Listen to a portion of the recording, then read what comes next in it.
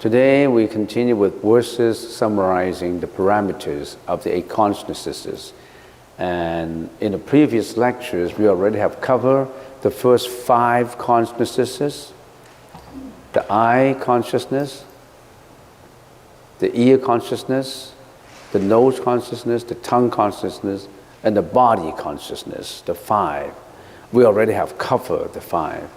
And now we should be getting to the 6th consciousness. So the 6th consciousness in the Sanskrit language is called the Mano Vijnana. Mano Vijnana. The 6th consciousness, as I always give an analogy, is like the first 5 are like front-end salesmen in your body. They're the front-end salesmen that interact with the outside world. They're the interacting sensory organs that create the consciousness. The front-end salesman, the sales lady. And the Mano is the manager behind that interact with its own sales crew. And at the same time, it also interact with customers. But the Mano manager, the Mano, which is the 6th consciousness, is much more powerful and capable, because the Mano, the 6th consciousness, can always refer back to previous files. Doing budgets, refer to previous file, check all the customers, evaluate all the salesmen and sales lady. You know, he does everything, or he or she does everything. That's the 6th consciousness in you. The first 5, we already have dealt with them. How about the 6th consciousness, which the 6th consciousness, the Mano Vijnana, which is the most powerful? Now we study our own mind, your 6th consciousness. The word consciousness is just an aggregate of all the 7th. So we are studying individually your 6th consciousness. And how does the 6th consciousness arise? Does it arise at the same time with the salesman, with the seeing, the listening, you know, the tasting and all that? Or is it simultaneous or not simultaneous? Is independent of the 5 consciousness? How does it arise? We have to study how the relationship between the manager and the salesman, the sales lady. How come that once our eyes, our ears, our nose create all this consciousness, our mind, our mentality is at the same time working with it, or it works independently? Let's examine that. How does it arise? It arises under many situations, under 2 main situations. The first one is simultaneously with the first 5, 五具意识, or is independently of the first 5 consciousness, 不具意识. It does not arise at the same time. It can be all by itself. It's independent. Your 6th consciousness can arise at the same time with the first 5, or independent of the first 5. Do you realize that? Why do we have to study that? You want to study your own mind so that you are the master of your own mind and not the slave of your own mind. That's Buddhism. Buddhism is to understand life, understand yourself. So simultaneously with the first 5. So under the first situation, simultaneously with the first 5, you have 2 situations. The first situation is the 6 arises simultaneously with the first 5 consciousnesses reacting to the same object. The second one is reacting to a different object. With the same object, say if I look at you and I say, if I look at Janet, I say, oh, that's an image of a lady, and then at the same time, my Mano, my 6th consciousness, hey, that's Janet. That's my friend. He's coming to visit me today. So my 6th consciousness is interacting with the eyes consciousness at the same time reacting to the same object, and that object is Jeanette. All right? That's how it works. And the eyes itself cannot differentiate. That is, oh, that's not Mary, that's Jeanette. Or that's a man, that's a lady. I like her, I don't like her. The eyes don't judge that. The eyes only for the first few seconds do an image capturing only and make very initial observations. But then the details, getting back to the history of it, I like her, I dislike her, I discriminate her, I don't discriminate her, I do an internal comment on that person. That goes to the sixth consciousness. So that's reacting to the same object. Now sometimes your sixth consciousness arises simultaneously with the first five, reacting to a different object. For example, your eyes see smoke. Then the sixth consciousness thinks that that's a fire. Because the sixth consciousness thought there's no smoke without fire. So my eyes look at smoke, but my sixth consciousness does not look at smoke because it's thinking of fire. There must be a fire behind the smoke. So it's a different object. One object is the smoke, the other object is the fire. Create that fire image in the sixth consciousness. All right. So this is, we call inference. Not influence, but inference. Inference, postulation. Your mind, your sixth consciousness is always doing postulation, doing guessing based on assumed premises, guessing based on logical assumptions and logical analysis and all that. So it's a different object by inference. If the eyes see a string at night, the sixth consciousness thinks it's a ghost because the eyes see a string, but then your sixth consciousness see or postulate a ghost. So it's different, it's a different object, right? But then, of course, it's a string, it's not a ghost, so that is what we call fallacy. You misjudged it. It's not a ghost. It's not a ghost, it's a string. But then the first one is an inference because there's no smoke without fire. So the first one is more or less a true and accurate inference. Whereas the second one, the inference is wrong because it's not a ghost, it's a string. So that becomes an inference into fallacy. Your fallaciously that's your fallacious reasoning. Is not a ghost, is a string. Why do we have to understand this? Why do we have to study this in Buddhism? Why did the Buddha want us to know this? The Buddha wants you to know that your mind makes wrong judgment. Sometimes you judge things wrong. Sometimes we get into trouble because we label, we stereotype, we discriminate. We do biased internal comments on many things. And you create your own mental afflictions because of that. All right. So there's two situations like that, right? Simultaneously with the first five consciousnesses. And then what's the situations when it is independent of the first five? The sixth consciousness later thinks about what the first five consciousnesses encountered before. In other words, your sixth consciousness start to remember what the first five, what the eyes see, what the ears listen, what the tongue tastes, later, not at the same time. So it's independent of the first five.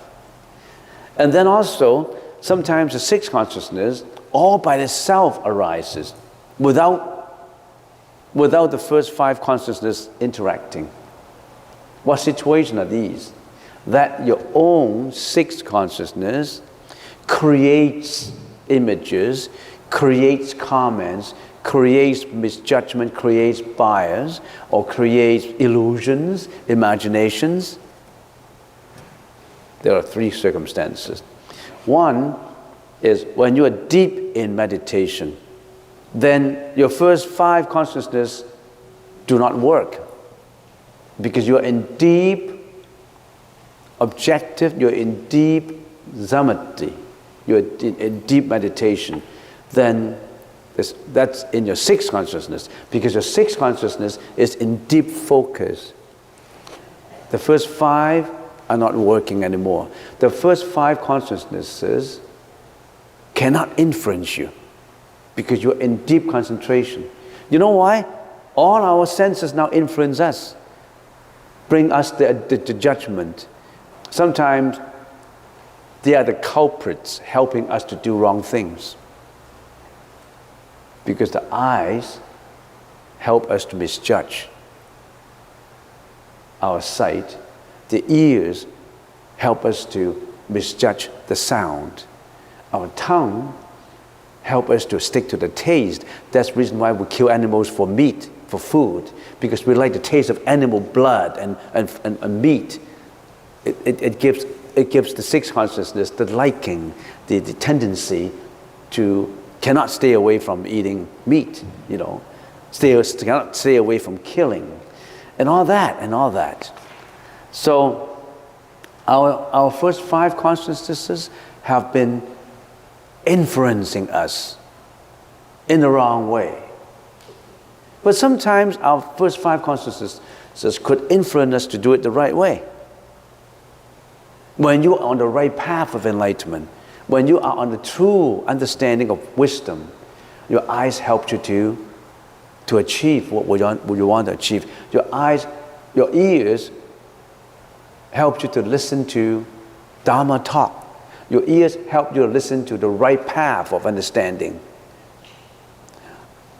Your taste sometimes could give you the judgment that, well, why do I have to eat animal meat? I can be eating vegetables, right? And the tastes are not that different.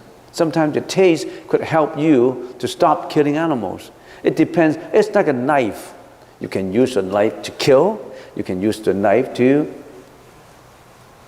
you can utilize to do good things, to achieve what you want decently. All right, so that's deep in samadhi. The second is recall the past and postulate the future. You're independent of the first 5 consciousnesses, because you think of the future, you think of the past. You don't need the first 5 consciousnesses. You don't need eyes to think about the past. Your eyes cannot help you to think about the past. Your nose cannot help you to smell the past. Your tongue cannot help you to get back the sound that happened yesterday.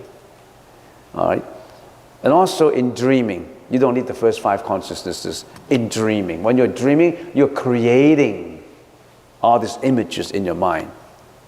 That's how your mind works. If you analyze in detail, why do we have to analyze our own consciousness in the detail? We want to understand thyself, so that we can solve the problems that arises in our mentality.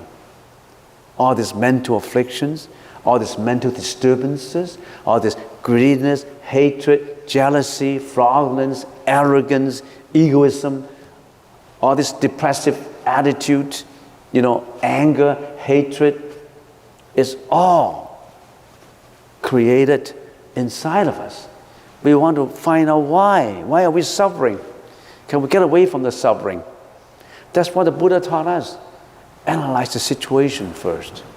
Find out the problems, and then slowly resolve all these problems. Not just in blind faith of, worshiping and, burning incense and burning flowers. No. The Buddha said, try to understand. Turn your polluted consciousness into pure wisdom and get into the path of enlightenment. So that's how your 6 consciousnesses arise. That's how your manager, your mano, works. That's how your mind works.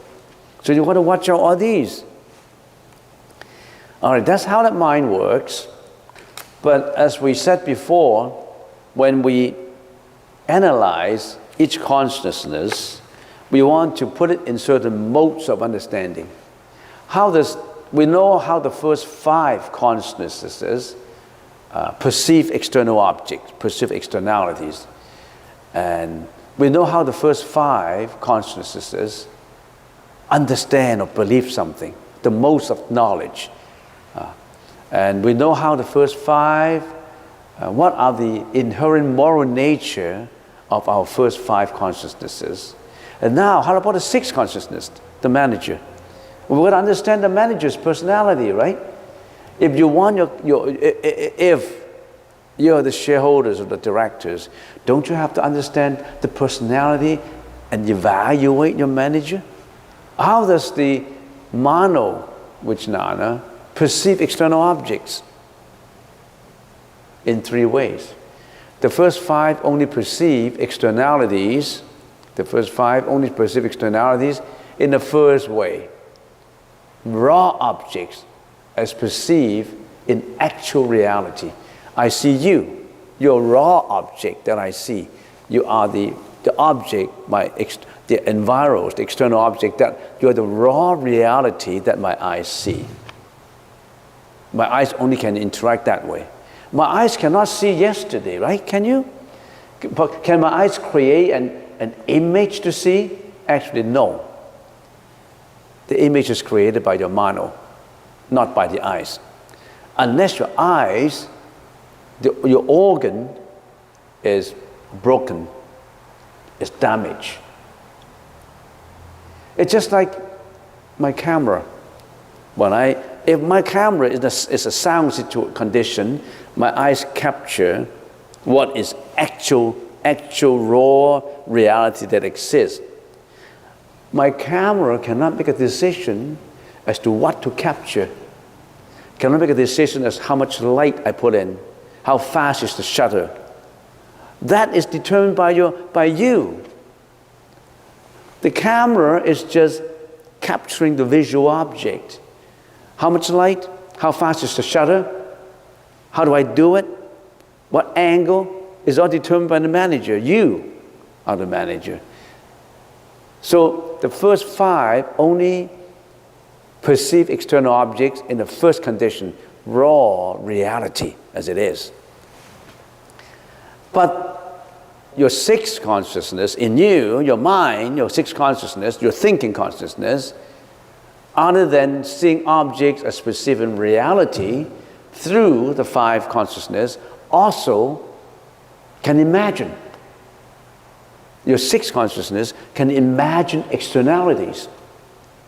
So objects imagined by imagination. And sometimes this imagination, because you imagine, is distorted. You can imagine that someone is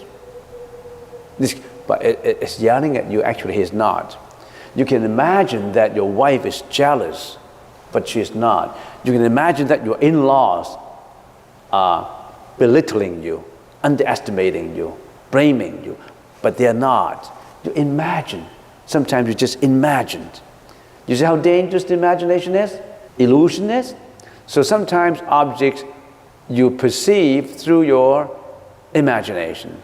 And sometimes it's purely imagination and illusion with no substance in it. The second one is distorted. You still have a substance. You see something, you see Mr. Cheng in there, and judging by Mr. Chen's appearance, you think that guy is a no good guy, an evil guy. But you still have some substance to distort, to discriminate. But in the 3rd category, you just create it through imagination and illusion. No substance. You understand? See the difference? The Chinese word would give you the difference. 带直净 carry a little bit of substance in. 读引净 no substance at all. You just create the imagination and illusion. You ponder on it. You make troubles out of it. You were driving, and this next guy were driving too, and he was looking at you, and you thought that he's disdaining you, and you yelled at him. That could be out of imagination illusion. Because you think that that guy is doing that. Maybe he is. If he is, then your imagination, your postulation is correct. Your inference is correct. If he isn't, your inference becomes a fallacy. And many things happen that way in real life, you know. That's how we get into trouble. All right, so the perceived object, as far as externalities is concerned, the sixth consciousness is extremely powerful because it involves with three kinds, all the comprehensive externalities. The sixth consciousness is involved with it.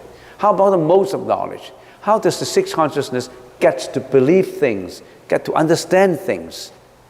How do you believe in something? How does your manager believe in something, understand something? Through four ways. Through direct perception, simultaneously with the first five consciousnesses. Through inference, postulations, assumed premises, logical consequences of reasoning. And then, if this inference is wrong, it becomes a fallacy. It could be wrong, it could be right. If it is right, it's inference. If it is wrong, it's not an inference anymore, it's just a fallacy. In most of these cases, it falls into fallacious inference, fallacious reasoning.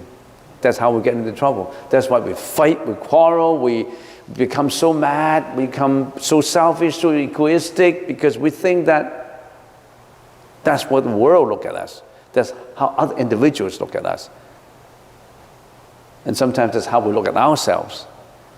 So those are the three modes of knowledge, getting to know. And then the fourth is knowledge from saints. Your manager believes in also knowing, believes something from trustworthy sources, from saints, from mom and dad, from your granddad, from all these teachers, that they are really giving you the knowledge. You know, you understand, you believe, because your most respectable teacher told you. Your most respectable teacher told you that you have to be courteous, you have to be polite, you cannot be selfish. When you go to a park, don't just pick any flowers you want. When you go to a forest, don't chop any wood, anything you want, because your respectable teacher told you that's the right thing to do, and you believe it, you understand it, you follow it. That's how your sixth consciousness works. And also maybe in your religion, Jesus told you to believe in that, or Allah told you to believe in that, or the Buddha told you to believe in that, and you believe it, or Confucius, or Lao Tzu. Lao Tzu told you, these are the values of humanity. The values of humanity sometimes can be seen in humbleness, not in arrogance. And you believe, oh yeah, I believe in Lao Tzu.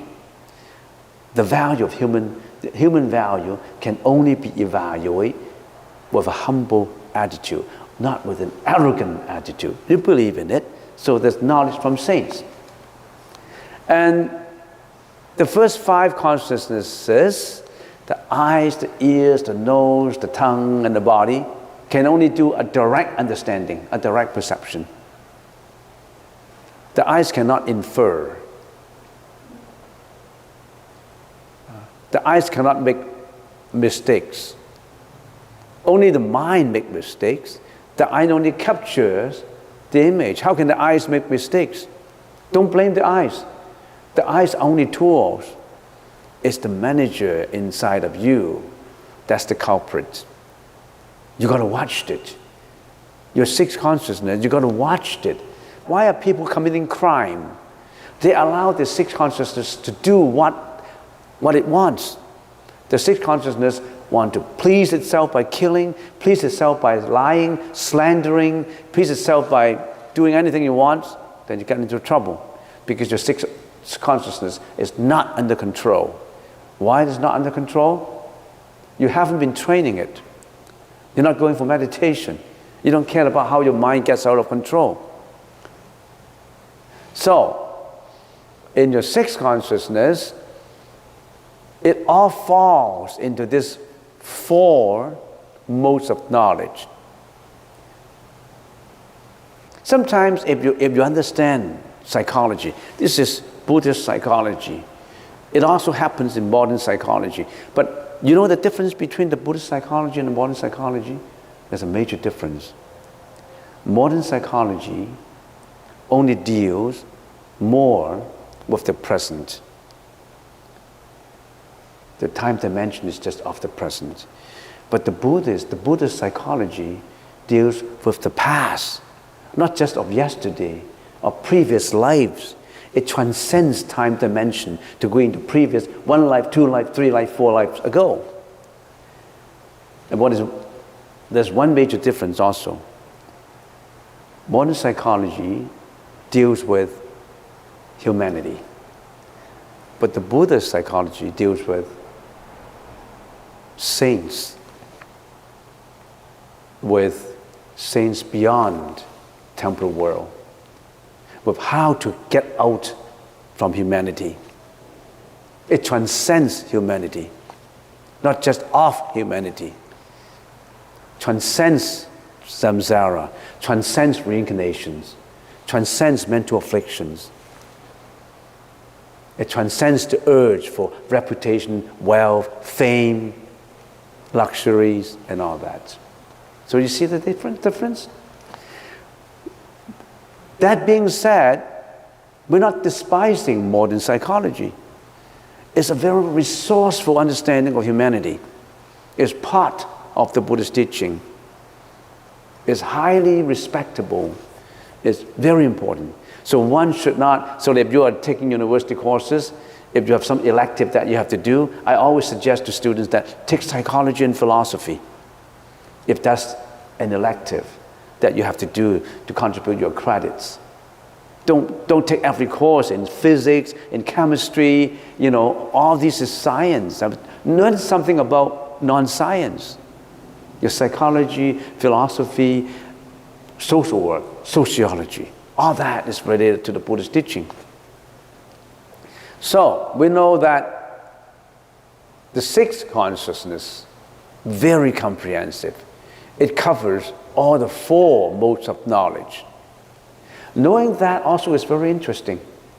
If someone says, who do you believe in? I believe in the Buddha. Have you seen Buddha before? No, I haven't seen. How come you believe in something you haven't seen before? He may say, you only believe in things that you see, you listen to, you feel, your sensory organs can sense. That is science. How can you believe in something that's out of the senses? Can you get an answer from there? Because the way of believing in something is not just in direct perception. You only believe in things you see, you only believe in things you listen. Then there's so many things that you cannot see, you cannot listen, you cannot taste. You mean they don't exist? You also believe in things through inference and knowledge from saints. Because our seeing, our listening ability, human ability of listening and seeing, are not even better than some animals, as I always mention. A dog can listen to sound 5 miles away or 2 miles away. Can you? An eagle can see a grain of rice 1 mile away. A whale can listen to get the sound of his companion miles away under the ocean. Can you? So don't just believe in your actual perception. Our actual perception are very limited. So don't say, I only believe in things I actually see. That's not logical at all. That's not a logical premise. You haven't seen your great-grandfather, have you? With your eyeballs. You have not seen your great-grandfather except at a picture, a photo that your dad told you. You haven't seen the raw reality of the person of your great-grandfather, but you do believe he existed before. You see what I mean? All right, this the most of understanding. Next, the moral nature. What is the moral nature of the first five? The first five consciousnesses contain wholesome, unwholesome, and indeterminate. The six also wholesome, unwholesome, and indeterminate. What does that mean? Does that mean that your manager is always doing bad things? Your manager inside? Are you always doing bad things? Bad conduct? No. Sometimes you're a great guy. Some evil guys, sometimes they're doing great things too. Because you have that nature in you to be wholesome. It's not just you are dominated by nothing, you're only dominated by unwholesome speech, behavior, and act. No. You also have that wholesome seeds in you. It's just you haven't cultivated more. You didn't fertilize it. You didn't allow it to grow. You only allow your unwholesome seeds to grow. That's why you lie, you steal, you commit sexual misconduct, you're doing all these unwholesome acts because you only allow them to flourish. Regarding your wholesome deeds, you haven't flourished them. You just allow them to be latent under the soil. The Buddha said, let your wholesome deed flourish, to give, not just receive, for example. Have you make it an agenda in your calendar that you want to make your wholesome deeds, wholesome speech to flourish? Not necessarily. You only think about what you want to achieve. I want to have in my next year, I'm going to make so much money that I want to do this. I'm going to have a girlfriend. I'm going to do this. I'm going to do that. Everything is egoistic bias. And sometimes you may add, I don't care how I do it, as long as I can achieve that goal. I can do it by all means. I can cheat. I can sign false contract. I can do anything I want as long as I get that objective. Then you're not flourishing wholesome deeds. You're cultivating unwholesome behavior, seeds of unwholesome behavior in your mind. If you're always dominated by unwholesome tendency, it's going to be a very unhappy, full of suffering life. A life in which you will realize retribution right in this life. Going to jail, broken families, fighting, abusing, criminal offenses. That's how people have gone through. We should reflect on it. Wholesome, unwholesome, and indeterminate. The moral nature of humanity.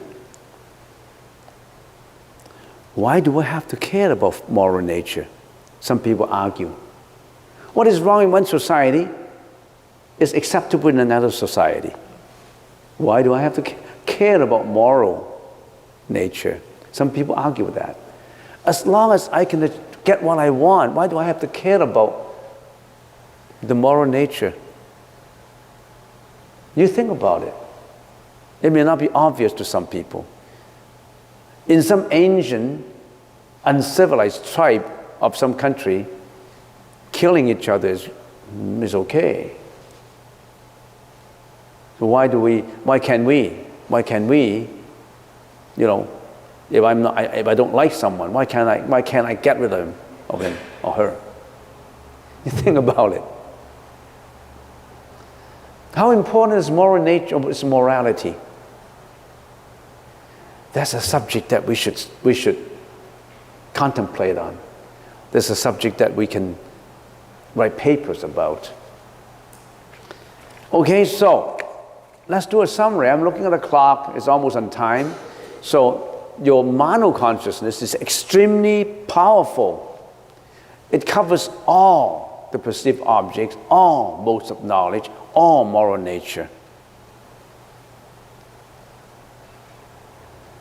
And how about the next, because we study every consciousness from different perspective.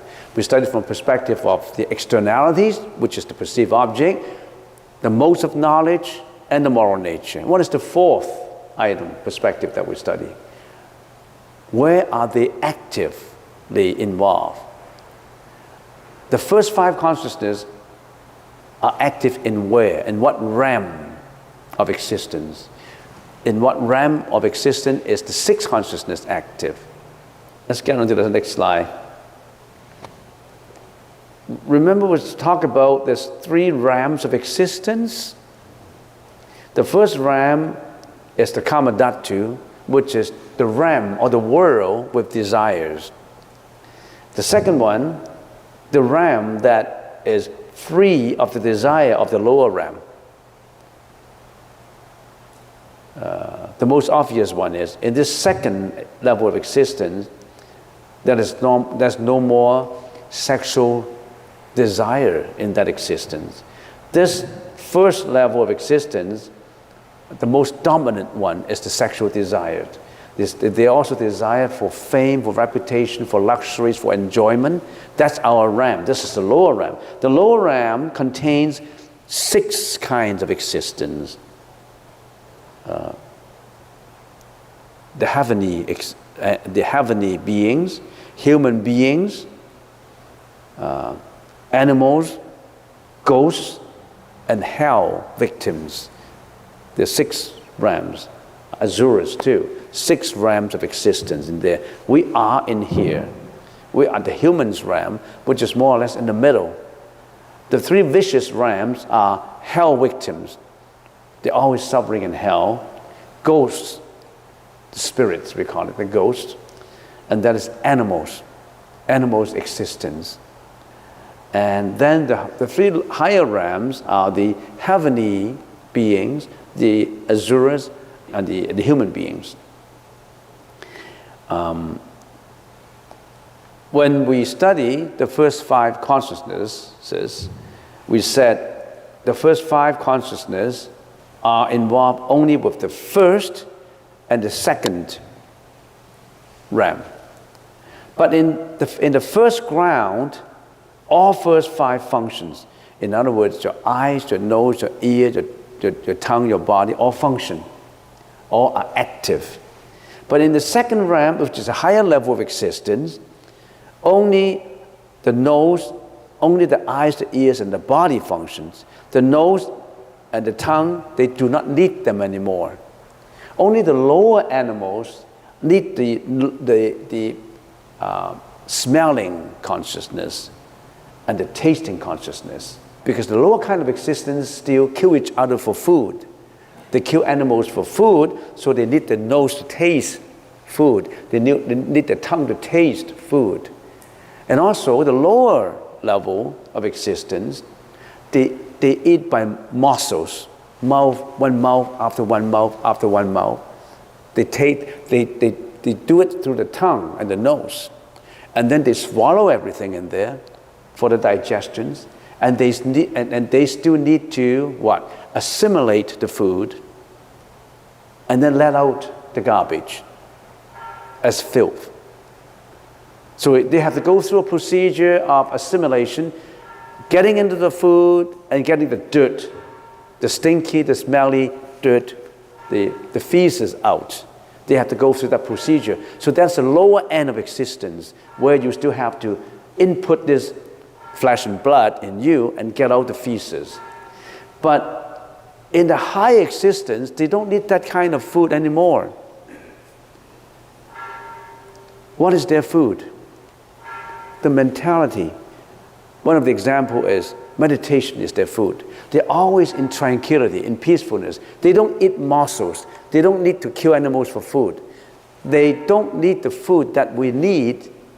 So if we can just give an examples, they don't need any toilets. They don't need washrooms. They don't need washrooms anymore. You know why this higher level existence, they don't want to come down to this level? If they're up there, we really stink. They don't want to come down to us, to this higher level. Because would you go to prison if you know that well, how come this low, higher end existence, they don't come down and visit us? When you get out of prison, do you still want to return to prison? You don't want to, because it's disgusting in prison. You lost your freedom. It's suffering. If you have been to hell, do you still want to go down to hell to visit those friends that you have in hell? You don't want to. So, your first 5 consciousnesses are active in here, 1 and 2, but then your 6 consciousnesses are active in all the realms, which is this, a whole thing I got highlighted for you. So the 6, the mono consciousness, your manager, your thinking consciousness, is extremely active not only in the lower level, the higher level has it, but the higher level is the more or less purified manager, the purified 6 consciousness. Our manager is a crude, not skillful, but they're still very skillful. They're not extremely talented. But all these other, the manager that goes to the formless realm, this manager are extremely high level, not compared to our manager in this world. So they're in the formless realm, they're in the realm of no desire. They're in a very high level realm. We are in the lower level realm. So today what we have studied, we already have started the 6th consciousness, the mano, your mano. Remember that name. Why don't you call from now on, you call your internal reacting your mano. You ask yourself, is my mano working, behave really well? Is my mano really going through meditation? My mano is working inside of me. I got to watch my mano. My mano is me. That's your 6th consciousness. The Buddha has refined the 6th consciousness in such a level that is all enlightened, and we haven't. We're still involved with the lower end mano. We want to raise that level to a higher end mano, enlightenment mano, enlightened mano.